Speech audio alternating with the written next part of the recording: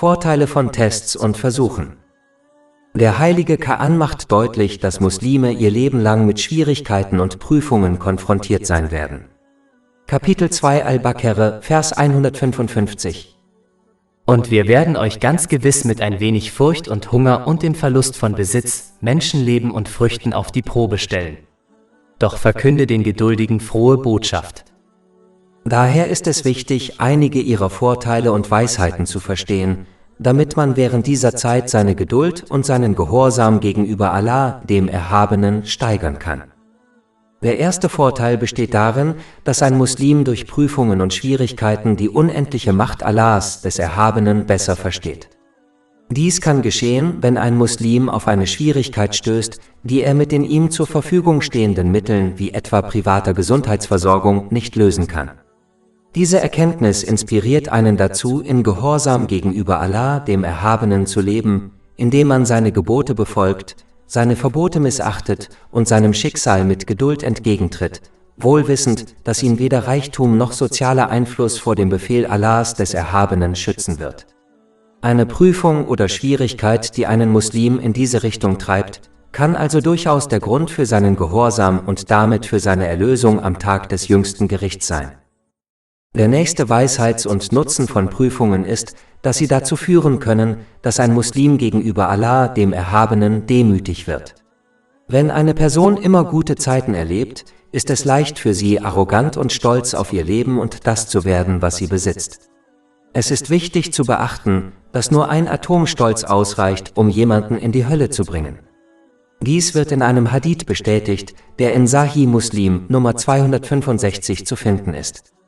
Prüfungen und Schwierigkeiten können diesen Stolz brechen und Muslime daran erinnern, dass sie sich wie demütige Diener Allahs, des Erhabenen, verhalten sollten. Daher ist es für Muslime, die Schwierigkeiten gegenüberstehen, wichtig sicherzustellen, dass sie alle Anzeichen von Stolz von sich selbst entfernen, indem sie anerkennen, dass jeder Segen, den sie besitzen, ihnen von niemand anderem als Allah, dem Erhabenen, gewährt wurde. Tatsächlich ist es einfach dumm, auf etwas stolz zu sein, das geschaffen wurde und von Natur aus jemand anderem gehört. Die nächste Weisheit hinter Prüfungen und Schwierigkeiten ist, dass sie Muslime dazu ermutigen, wahre Aufrichtigkeit in ihren Handlungen an den Tag zu legen, das heißt, nur rechtschaffene Taten zu vollbringen, um Allah, dem Erhabenen, zu gefallen. Ein Muslim, der Schwierigkeiten erlebt, versteht, dass der Einzige, der ihm in Momenten der Not helfen kann, Allah, der Erhabene, ist, und er wird ihnen nur antworten, wenn sie aufrichtig sind. Kapitel 6 Al-An'am, Vers 17. Und wenn Allah euch mit Übel trifft, gibt es keinen außer ihm, der es beseitigen kann. Und wenn er euch mit Gutem trifft, dann hat er Macht über alle Dinge. Tatsächlich beten sogar viele Nichtmuslime aufrichtig zu Allah, dem Erhabenen, wenn sie sich in einer Notlage befinden. Kapitel 29 Al-Ankabut, Vers 65. Und wenn sie ein Schiff besteigen, beten sie zu Allah, aufrichtig in der Religion, das heißt im Glauben und in der Hoffnung. Doch wenn er sie ans Land bringt, stellen sie ihm sogleich andere zur Seite. Ein Muslim ist wahrhaft gesegnet, wenn er diese Aufrichtigkeit in all seinen Taten aufrechterhalten kann, da sie die Grundlage allen Guten ist.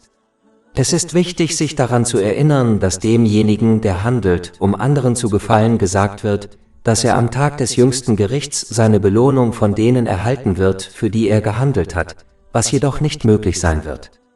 Dies wird in einem Hadith bestätigt, der in Jami at-Tirmidhi Nummer 3154 zu finden ist. Eine Prüfung und eine Schwierigkeit können also verhindern, dass einem Muslim dies passiert, da sie ihn zur Aufrichtigkeit ermutigen. Der nächste Nutzen von Prüfungen und Schwierigkeiten ist, dass sie einen Muslim dazu bringen, durch aufrichtige Reue zu Allah, dem Erhabenen, zurückzukehren, da er weiß, dass nur er ihnen vergeben und so ihre Schwierigkeiten beseitigen kann. Es ist allgemein bekannt, dass Allah, der Erhabene, demjenigen vergibt, der sich in aufrichtiger Reue an ihn wendet. Zu den Bedingungen für aufrichtige Reue gehören: Reue zeigen, Allah den Erhabenen und alle anderen, denen Unrecht geschehen ist, um Vergebung bitten, versprechen, die Sünde nicht erneut zu begehen und alle verletzten Rechte gegenüber Allah, dem Erhabenen und den Menschen wiedergutmachen.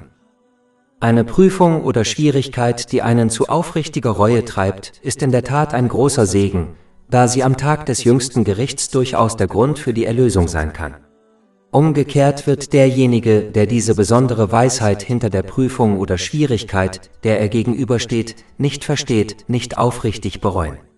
Dieses Verhalten wird ihn nur der Hölle näher bringen.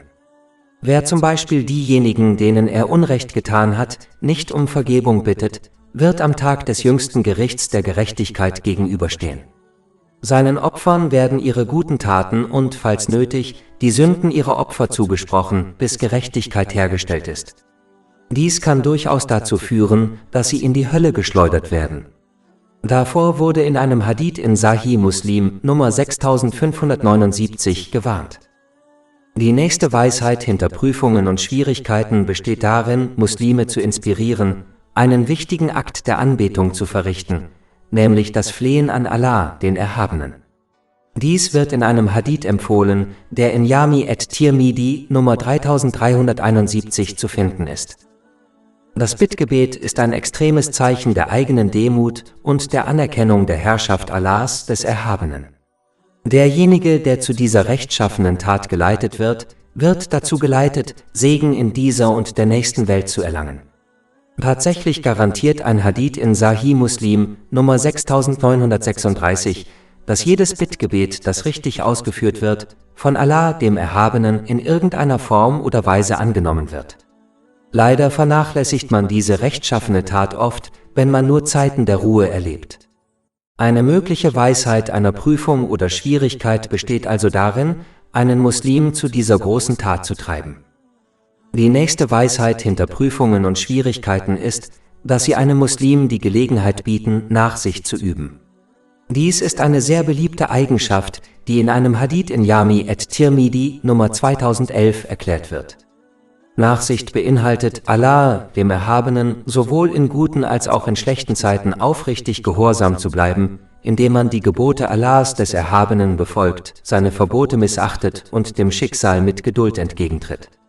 Nachsicht verhindert, dass man Allah, den Erhabenen, am Rande anbetet, wo man in guten Zeiten mit ihm zufrieden ist, sich aber in schwierigen Zeiten von seinem Gehorsam abwendet. Es ist äußerst wichtig, diese Haltung zu verhindern, da diese Person letztendlich in beiden Welten verlieren wird. Kapitel 22 Al-Hay, Vers 11. Und unter den Menschen gibt es manche, die Allah am Abgrund anbeten. Wenn ihn etwas Gutes berührt, wird er dadurch beruhigt. Wenn ihn aber eine Prüfung trifft, kehrt er sich ab. Er hat diese Welt und das Jenseits verloren. Ohne Prüfungen und Tests kann es einem Muslim misslingen, wahre Nachsicht zu zeigen und dadurch große Belohnung zu erlangen. Die nächste Weisheit hinter Prüfungen und Schwierigkeiten in Fällen, in denen jemand von einem anderen Unrecht erlitten hat, besteht darin, Belohnung und die Vergebung Allahs, des Erhabenen, zu erlangen, indem man seinem Unterdrücker vergibt. Kapitel 24 An-Nur, Vers 22. Und sie sollen vergeben und nachsehen. Möchtest du nicht, dass Allah dir vergibt? Alle Muslime wünschen sich die Vergebung Allahs, des Erhabenen, aber in manchen Fällen bereuen sie nicht aufrichtig, um ihre großen Sünden zu tilgen, oder sie vollbringen nicht genug rechtschaffene Taten, um ihre kleinen Sünden zu tilgen. In diesen Fällen bietet eine Prüfung oder Schwierigkeit, die von jemand anderem verursacht wurde, einem Muslim die perfekte Gelegenheit, die Vergebung Allahs, des Erhabenen, zu erlangen, indem er seinem Unterdrücker um seinetwillen vergibt. Ohne diese Schwierigkeit kann ein Muslim Allah, dem Erhabenen, am Tag des jüngsten Gerichts gegenübertreten, ohne seine Vergebung zu erlangen, was ein verheerendes Ergebnis ist. Die nächste Weisheit hinter Prüfungen und Schwierigkeiten besteht für einen Muslim darin, die Liebe Allahs, des Erhabenen, zu erlangen. Kapitel 3 Eli Imran, Vers 146.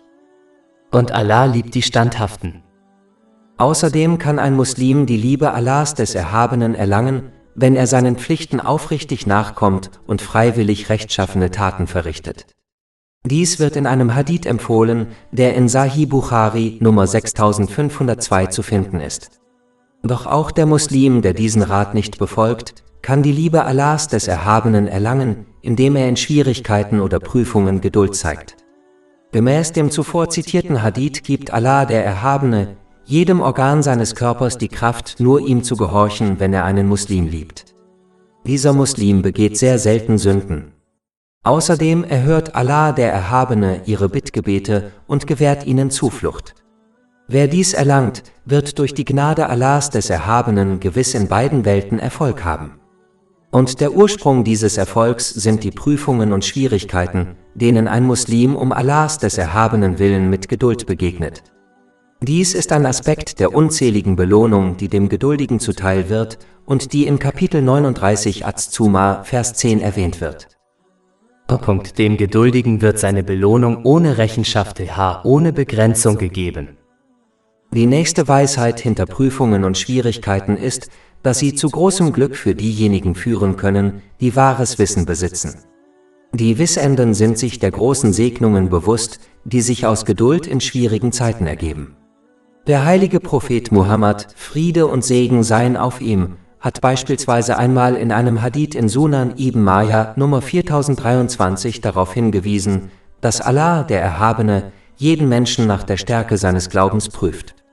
Ein intelligenter Muslim weiß also, dass er geprüft wird, weil er starken Glauben besitzt, und dies ist ein ausgezeichneter Hinweis auf die eigene Erlösung in beiden Welten.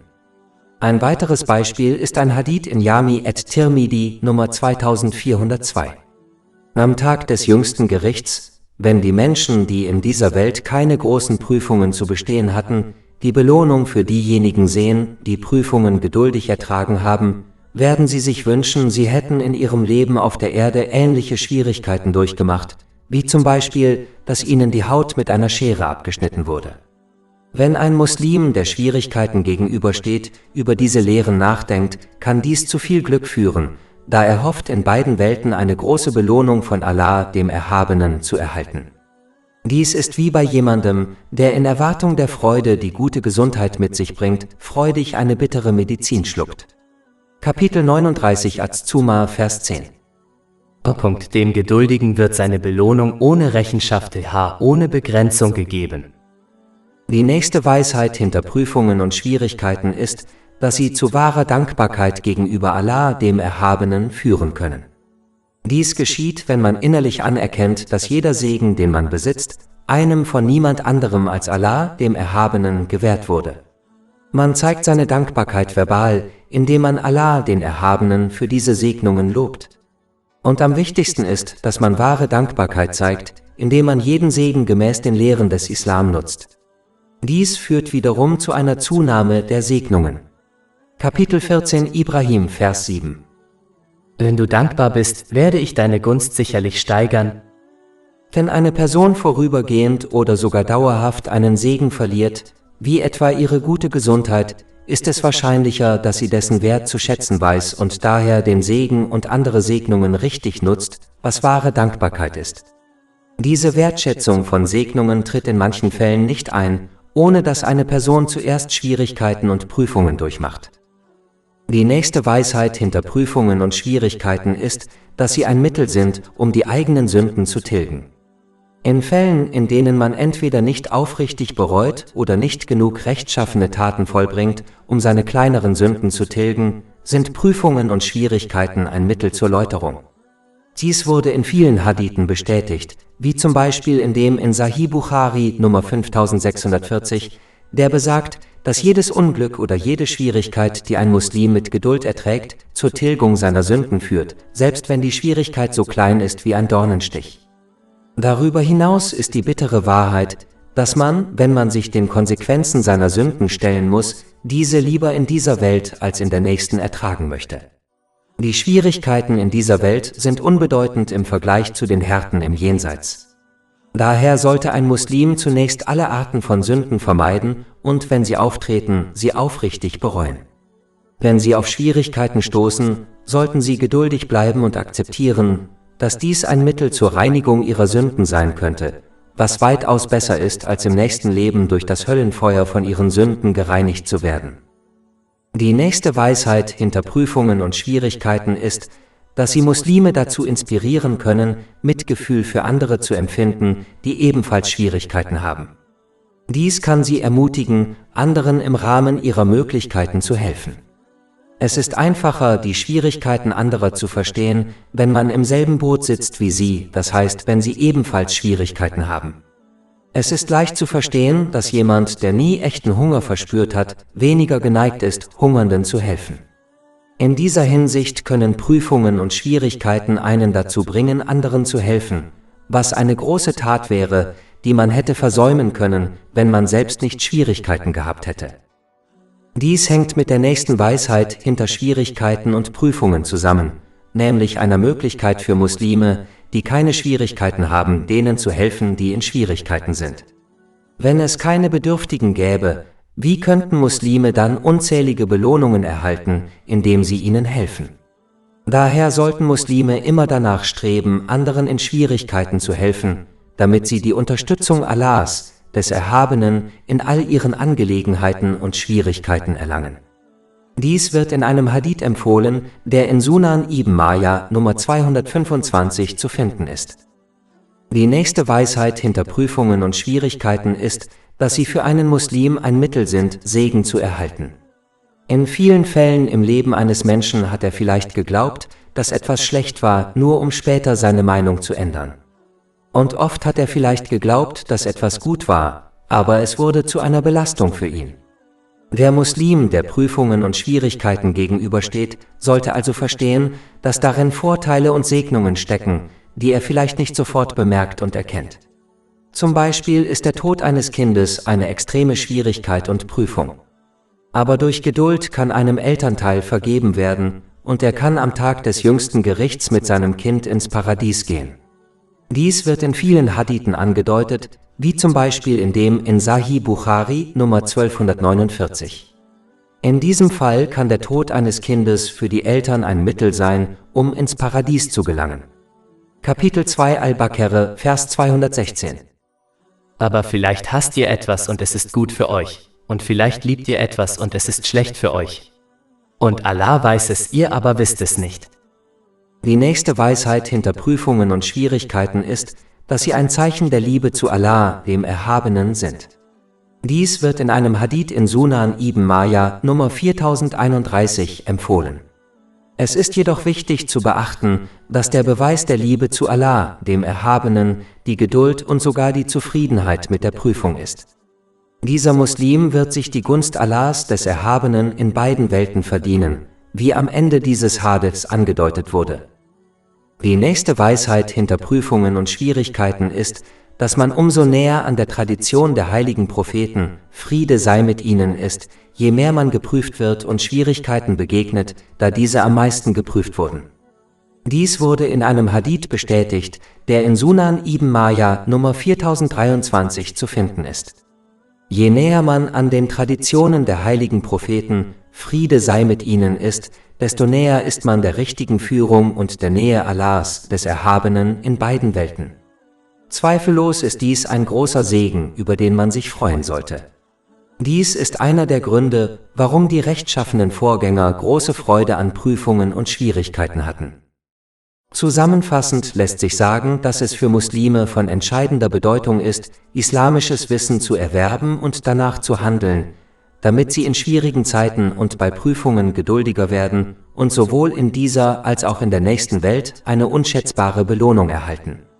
Kapitel 39 Az-Zumar, Vers 10. In der Tat wird den Geduldigen ihre Belohnung ohne Berechnung ohne Begrenzung gegeben.